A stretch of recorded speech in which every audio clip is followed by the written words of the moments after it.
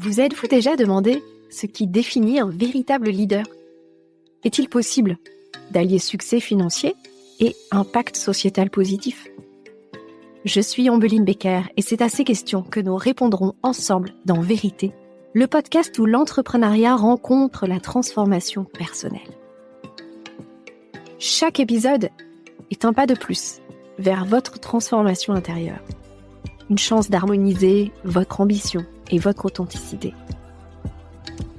Si vous aussi, vous êtes leader, visionnaire, artisan du changement, si vous ne faites pas qu'entreprendre, vous avez conscience d'avoir emprunté un chemin où leadership rime avec conscience, transformation et intégrité. Alors Vérité est fait pour vous. Ce podcast est votre passerelle vers votre prochain niveau de leadership éclairé. Alors, êtes-vous prêts ? Bienvenue dans ce nouvel épisode du podcast Vérité. Je suis Ambeline Becker et on continue la série à propos de l'expérience libre qui a eu lieu du 22 au 26 juillet.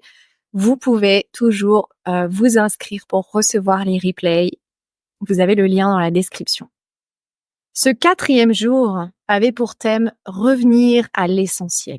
Alors, vous avez remarqué, si vous avez écouté les épisodes précédents ou même si vous avez écouté les replays de l'expérience libre, nous sommes partis de la nécessité de redéfinir, voire même pour la plupart de définir ce qu'est la réussite et ce qu'est ce prochain niveau de réussite. Nous sommes allés après sur la relation à l'argent parce que très souvent, la notion de réussite a quand même une connotation financière et que très souvent, c'est surtout ça que les femmes entrepreneurs sensitives veulent mettre de côté parce que l'argent comporte beaucoup de croyances. C'est un peu ça dont on va parler aujourd'hui et qu'on a déjà abordé dans l'épisode précédent.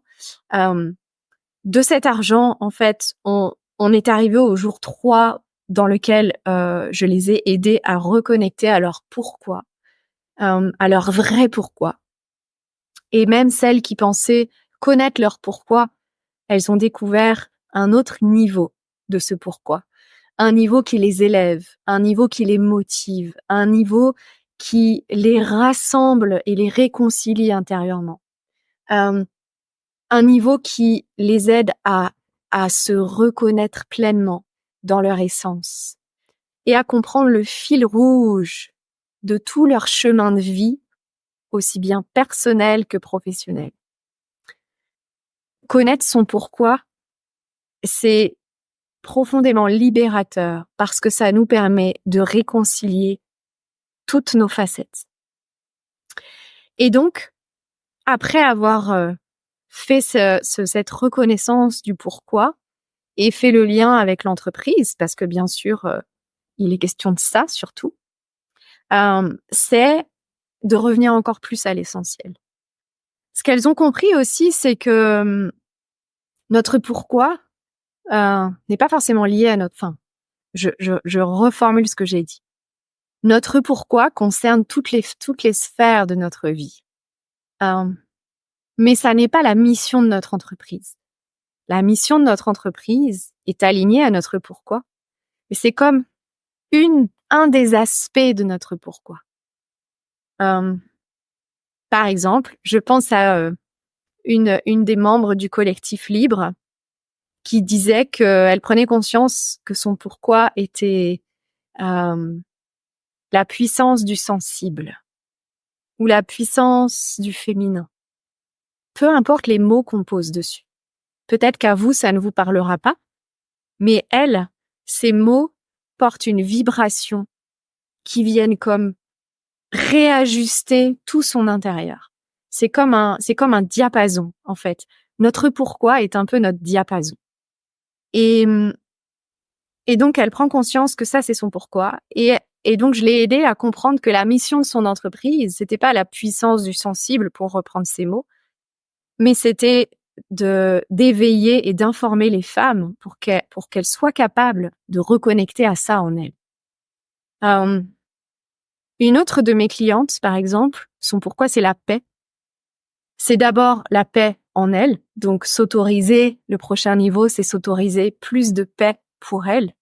Et son entreprise, en tout cas, une de ses entreprises est vouée à servir la paix par la guérison de la sexualité. Parce que elle sait que si tout le monde était en paix avec sa propre sexualité, avec son énergie sexuelle, le monde irait tellement mieux. C'est pour vous donner des exemples, en fait, de comment concilier le pourquoi et la mission de l'entreprise. Et tout cela m'amène au thème d'aujourd'hui qui est de revenir à l'essentiel. Parce que plus vous allez affiner votre pourquoi, plus la mission de l'entreprise va se révéler et plus vous allez pouvoir simplifier, alléger votre entreprise. Et plus vous allez alléger et simplifier, plus vous allez avoir de l'impact. Plus vous allez créer de l'espace pour son expansion. Pour les aider à revenir à l'essentiel, dans cet appel d'aujourd'hui, je les ai amenés à prendre conscience de toutes les croyances limitantes qu'engendrait la perspective de s'autoriser le prochain niveau d'expansion, le prochain niveau de croissance, le prochain niveau d'évolution, tant pour elles que pour leur entreprise. Alors, vous imaginez bien que il y en a eu beaucoup. Je vous invite à prendre une feuille, un crayon, et vous allez faire l'exercice aussi avec moi. Je vous invite à écrire tout ce qui pourrait vous venir à propos de vous autoriser plus d'expansion, plus de croissance, plus de bien-être, plus de bonheur, plus de réussite, plus d'argent. Vous autorisez ce plus. Et à vous demander quelles seraient les injonctions, les pensées, les restrictions qui pourraient émerger dans cette perspective. Par exemple, c'est passer au prochain niveau d'expansion, ça serait trop de travail. Ça serait un effort excessif. Ça serait me rendre encore plus visible, en faire encore plus. Ça serait que peut-être le risque que je deviendrais dépendante de mon entreprise. Parce que, en fait, cette expansion me nourrirait tellement que je ne ferais plus que ça et que je mettrais de côté ma vie personnelle ou mes autres besoins. Il y aurait aussi peut-être la croyance que l'entreprise prendrait trop de place dans ma vie, que je ne serais pas à la hauteur de la mission de l'entreprise ou de mon pourquoi, que c'est trop grand, que je ne suis pas légitime, que je ne mérite pas.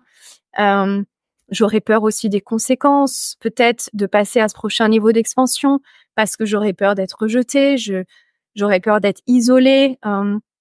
Ça serait aussi peut-être difficile de créer cette expansion, de vivre cette expansion spirituelle et matérielle, alors que les autres ne la vivent pas, alors que le monde semble aller mal. Peut-être aussi que je manque de confiance en moi ou dans ma capacité à préserver mon équilibre dans cette expansion. Peut-être aussi que j'ai peur de devenir intransigeante ou de devenir un peu bornée si vraiment je suis dans cette expansion et que je réussis mon expansion. Peut-être que ça pourrait m'isoler, peut-être que ça pourrait attirer des jugements, des critiques, peut-être que ça serait néfaste pour certaines de mes relations. Peut-être aussi que j'idéalise mon expansion et que ça va pas vraiment se réaliser comme ça et que donc je vais encore être déçue. Aussi, la croyance qui est ressortie, c'était que de toute façon, dans la matière, je suis limitée. Je ne peux pas expanser de façon infinie, je suis limitée dans la matière. Ça, c'est une grosse croyance chez les femmes spirituelles. C'est d'ailleurs souvent ça qui fait qu'elles gardent leur spiritualité dans leur intimité et elles n'osent pas vraiment l'affirmer ou l'assumer ou l'incarner. Parce qu'en fait, elles croient que c'est trop grand pour être incarné dans la matière. Alors évidemment, il y en a plein, des croyances. C'est ce que je leur disais, c'est infini de travailler sur ces croyances. Mais je les ai amenées et je vous invite à réfléchir à tout ça, à réfléchir aussi à ce qui pourrait être désagréable, à ce qui pourrait être intimidant, à ce que vous pourriez craindre, à ce qui pourrait vous insatisfaire si vous viviez vraiment ce prochain niveau d'expansion. aux menaces, aux dangers potentiels. Faites la liste de tout ce qui vous vient.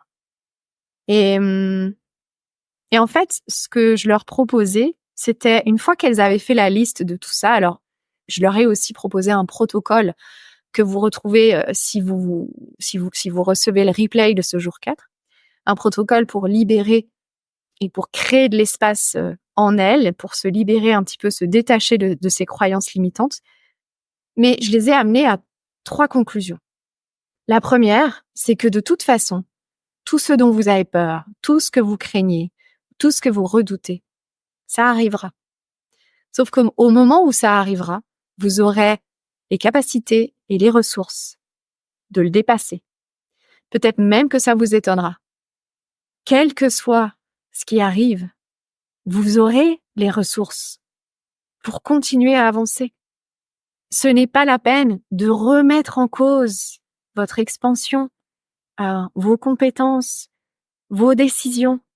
Non, vous avez pris la décision de vivre cette expansion, d'atteindre ces objectifs, de réaliser vos aspirations profondes. Ok, vous l'avez prise la décision, ou vous allez la prendre. Quand des défis se présenteront à vous, ou quand des défis se présentent à vous, vous savez les traiter les uns après les autres. La deuxième conclusion que je leur ai partagée, c'est que très souvent, ce qui freine votre expansion et qui résume un petit peu toutes les croyances que vous pourrez identifier, c'est que vous êtes prête à vivre une partie de votre objectif, mais pas son intégralité. Donc vous dites oui seulement à une partie et vous bloquez tout le reste. Donc, résultat, vous bloquez l'intégralité de votre objectif. Apprenez à recevoir et à accueillir tout ce qui entre en résonance avec votre objectif, avec ce que vous avez décidé. Parce que tout ce qui se manifeste à vous est en alignement avec votre intention. Tout ce qui se manifeste à vous est en alignement avec votre décision. Ce que vous pourrez juger de bon ou de mauvais, de bien ou de mal, d'agréable ou de désagréable. Recevez-le. Et après, vous décidez ce que vous en faites. Comme quand on vit une émotion, vous savez, les enfants n'ont pas la capacité dans leur cerveau à prendre du recul sur leurs émotions. C'est pour ça qu'ils les vivent intensément et que parfois, nous, en tant qu'adultes, ça peut nous paraître complètement insensé qu'un enfant fasse une crise émotionnelle hallucinante juste pour un détail. Mais l'enfant, dans son cerveau, n'a pas la capacité d'inhiber son émotion parce que pour ça, il faut qu'il puisse prendre du recul sur son émotion. Et c'est impossible pour un enfant jusqu'à un certain âge. Donc, c'est un petit peu ça que je vous propose. Quand il vous arrive quelque chose, recevez, ayez confiance en votre capacité à trouver ces ressources en vous. Donc, recevez et après, faites le tri. Qu'est-ce que vous gardez? Qu'est-ce que vous laissez de côté? Quand on parle d'expansion, il y a toujours besoin de faire de l'espace, de relâcher des choses, de laisser aller des choses, des habitudes, des lieux, des relations. Faites de l'espace. Libérez de l'espace. En vous, sur votre bureau, dans votre garde-robe, dans vos relations, dans vos habitudes. Faites de l'espace. Et enfin, la troisième conclusion, c'est inutile de culpabiliser, de vous être accroché à certaines croyances, de vous être freiné, de vous être empêché de vivre l'expansion. Inutile de culpabiliser pour qui vous avez été jusqu'à aujourd'hui. Parce que chaque fois que vous avez validé une croyance, c'est aussi parce qu'il y avait un bénéfice ou parce que vous nourrissiez ou vous pensiez nourrir un besoin ou honorer une de vos valeurs. Donc vous avez simplement besoin de mettre à jour vos besoins et votre système de valeurs. Ça fait partie du processus d'expansion, cette mise à jour. C'est un peu ce que je propose aussi dans la notion de redéfinir votre réussite, en fait. Quelles sont les valeurs importantes pour vous pour cocher la case réussir ou prochain niveau d'expansion? Voilà ce que je voulais partager aujourd'hui. Envoyez-moi vos commentaires. Si vous voulez rejoindre le collectif libre, il est peut-être encore temps. Je ne sais pas où on en sera au moment de la diffusion de cet épisode et de toute façon, vous pouvez me contacter à l'adresse ombeline@nous.ceo ou regarder sur le site aussi bien pour récupérer les replays de l'expérience libre que pour découvrir les différentes façons d'avancer ensemble sur le site. À très vite. Merci d'avoir écouté cet épisode. Restez à l'écoute pour découvrir des perspectives révolutionnaires et des conseils pratiques qui transformeront votre approche du leadership et du succès. À très vite pour cette saison 2.